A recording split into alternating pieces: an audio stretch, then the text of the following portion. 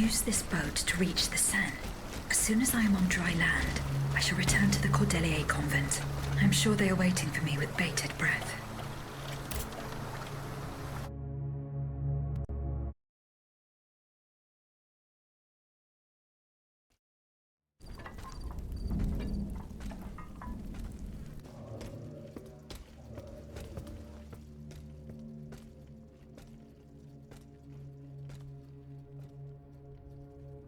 Citoyen, I come bearing sad tidings. Monsieur de Vaucanson has passed away. I was present for his last breath in his cell at the Bastille. Juste ciel. Requiescat in pace. Mon Dieu, it is a cruel fate that has taken my dearest friend from me today. Eugène. Ce pauvre Eugène. I cannot suffer such a horrible injustice.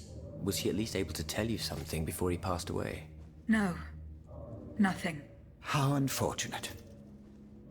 We are lost. Must we resign ourselves to this disastrous turn of events? No, General. Every part of me refuses to do so. Eugène de Vaucanson made me make a promise that I swore to keep. Now I have no other choice than to risk everything. What are you thinking, Aegis? I'm thinking of making my way to Versailles. Eh bien, you should know that I also plan to go there. You don't even think about it. Ma foi. What have we got to lose? Our lives? At this point, you must admit that they're not worth much. I agree with the Marquis's resolution. We must take into account everything that Aegis has done to foil the King's plans. The time has come for us to put ourselves at her service. Not so fast, mon ami. Let's not rush into anything. You'd have to be mad to want to be part of the battle to come. Those who agree to take part in this strike will need to keep a low profile until Aegis has cleared the way.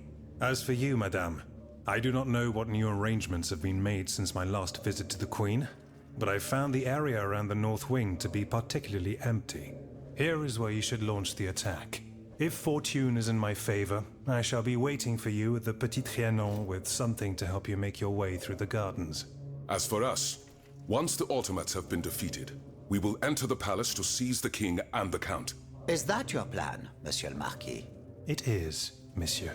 We are about to take the small step that separates audacity from madness. Are you ready to take it, Madame? Citoyen, I cannot escape my obligations. It is in my very nature to honor them. I kept the promise I made to the Queen to find Monsieur de Vaucanson. I am now bound by the oath I swore before my creator. If I go to Versailles, it is in the hope of rescuing Athenais. I think also of all that remains to be done in Paris. And what's more, you demand my help to make you masters of the king. It is a heavy burden that we place on your shoulders. But once again, we must leave it up to you. Take your time, Aegis. A hasty decision could lead to disaster. We will be ready for action when the time comes. Pour la nation! Et pour le royaume!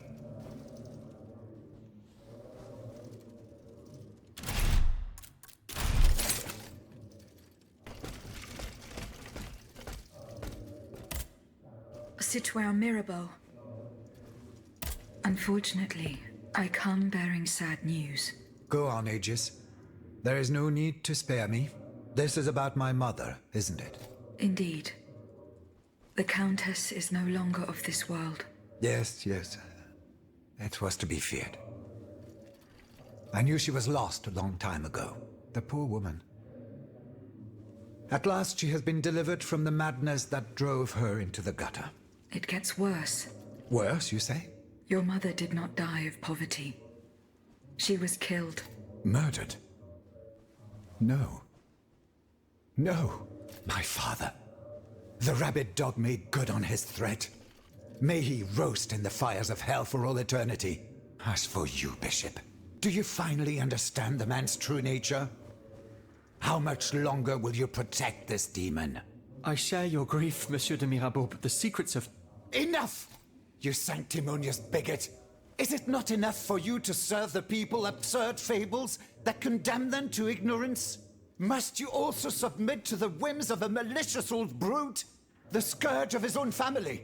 Speak! Speak now, or so help me, I will send you to meet your maker. Please, monsieur, let us not get carried away. Out of... Out of respect for your grief, and given the extraordinary circumstances, I consent to enlighten you. I am listening, Monseigneur. I admit that your father is an unusual person, inhabited by an anger whose source is undetermined. He blamed you, your sister, and your poor mother for all of his misfortunes. I stayed by his bedside an entire night. I preached about mercy and the example of our Lord Jesus Christ. Ha! That must have gone over well. Do not mock me, Monsieur de Mirabeau. At dawn, I finally got Monsieur le Marquis to see the error of his ways. Before God, he extended forgiveness to all those he had previously condemned. However, he did not give up his plans for revenge. The fate reserved for my mother is proof of this. In fact, monsieur, he did. He even gave me a leather wallet containing, in his words, the instrument of your punishment. He asked me to dispose of it. Unfortunately, your mother's fate was already sealed. Orders had been given. There was nothing more that could be done. The poor soul. He was in tears, his body racked with sobs. My heart breaks to hear it. What was in the wallet? I don't know, monsieur. I did not open it. In that case, I ask you to give it to me now. I cannot, monsieur. When I was captured, the wallet fell into the hands of the Comte de Cagliostro. Nom de nom, Aegis. Do you realize what this means? This wallet contains my father's sentences for his children.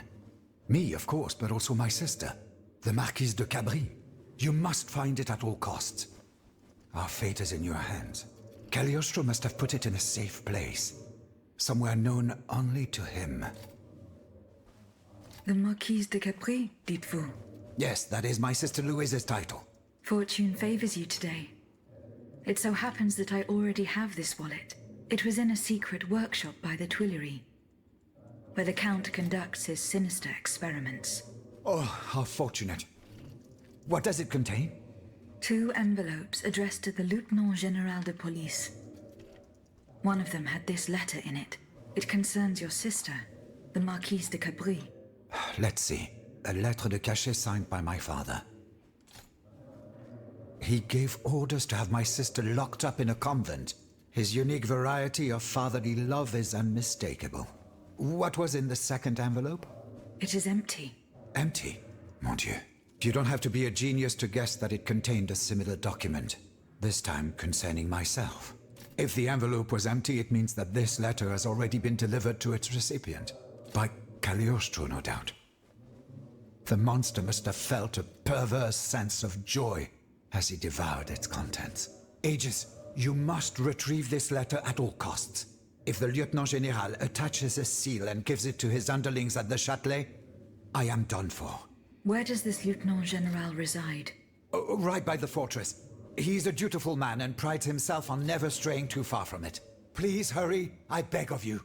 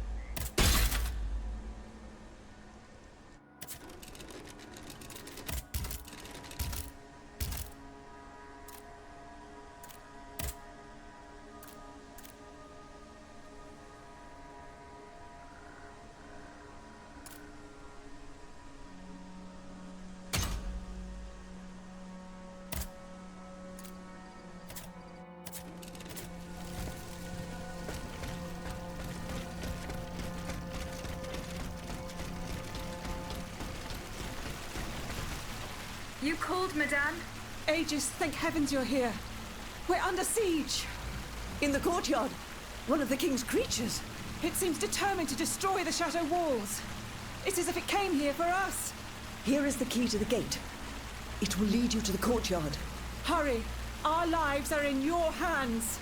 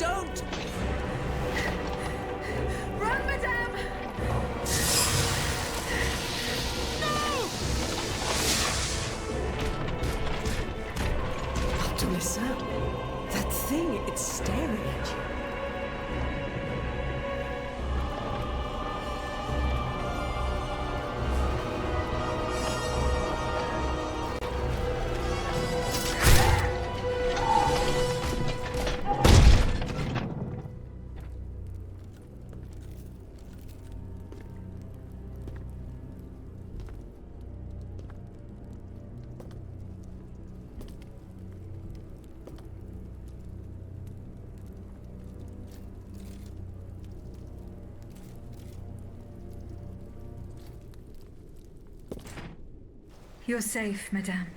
Mon Dieu. Aegis. Why did this abomination attack us? I do not know, madame. Bon sang, have you lost your mind? The king wants us dead and has sent this unholy creature after us. His madness knows no bounds. There isn't a single subject in the kingdom that he does not see as his mortal enemy. Not even his wife. What fate does he have in store for your children? Oh, he would never. Fine. Play blind and deaf as long as you like, Antonia. As for me, I won't let that demon commit one more crime. Gabrielle, no! I order you not to. Leave us, Aegis. I must speak privately with Madame de Polignac. Very well, madame.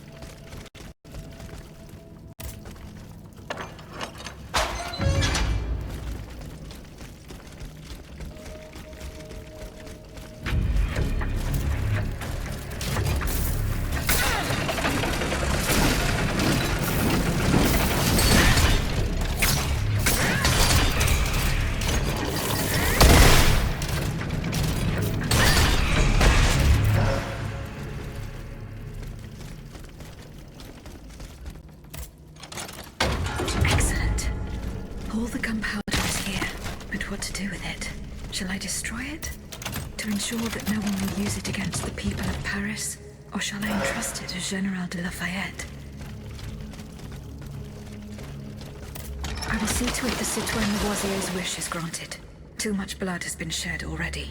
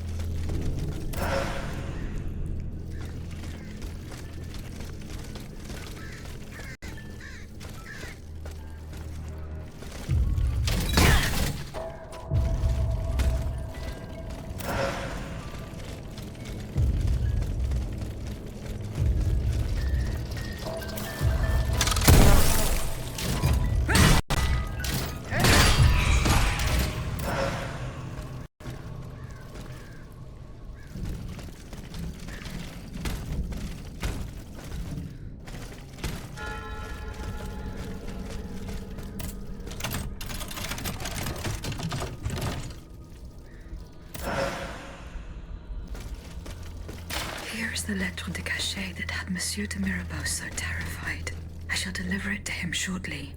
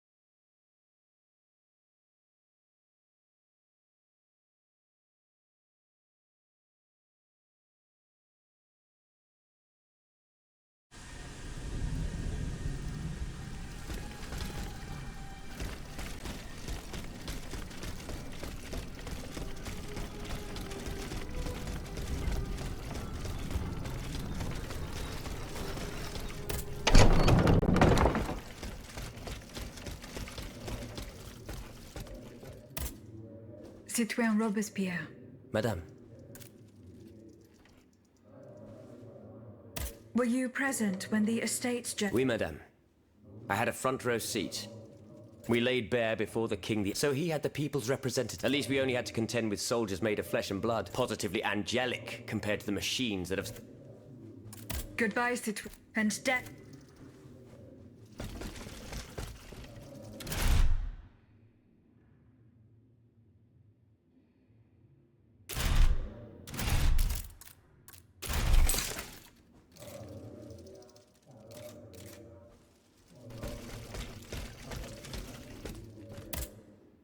Citoyen Mirabeau. Here is the letter sent by your father to the Lieutenant General de Police. You were right. Mon Dieu. So this is what the cur had in store for me. A new lettre de cachet with a royal seal. He sentenced me to spend the rest of my days in the Chateau de Vincennes.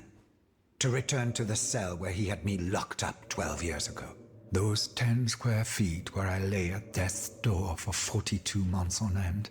14 seasons, spent with chattering teeth, coughing up a bucket full of bile and blood every day. Your own father had you thrown in jail?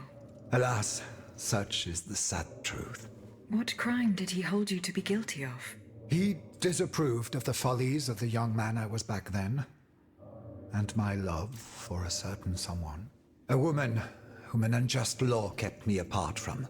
I was free and besotted with happiness, Aegis. And that was a crime in the eyes of my father, the Marquis.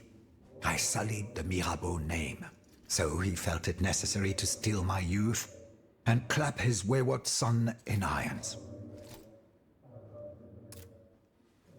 What does this letter matter, in the face of the mortal peril that hangs over all the king's enemies?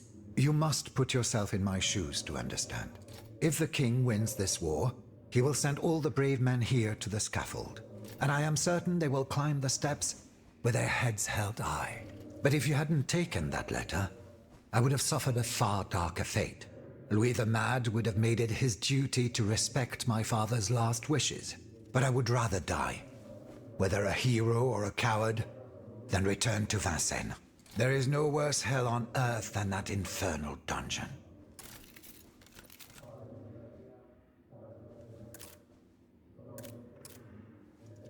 Was there no trial? One would imagine. Those damned lettres de cachet. For centuries, a powerful man, whether a king or a father, needs simply put pen to paper, and an innocent man is thrown into prison. The poor soul sees neither judge nor lawyer. In the space of an hour, he moves from the light into darkness, and his cries for help fall futilely on the cold stone of the dungeon walls. I am just one of many victims, whose ranks range from the most famous to the most lowly, from Voltaire and Diderot to the unfortunate children whose dark fates will never be known. In any case, I must now express my eternal gratitude, even though no words, no matter how eloquent, can express its depth. I owe everything to you, Aegis. You, who've broken my chains forever. Whatever happens now, I will be free to live or die for the nation. As for the Marquis de Mirabeau, that criminal whom misfortune chose as my father, let us consider him dead, shall we? Let him choke on loneliness and regret, once and for all.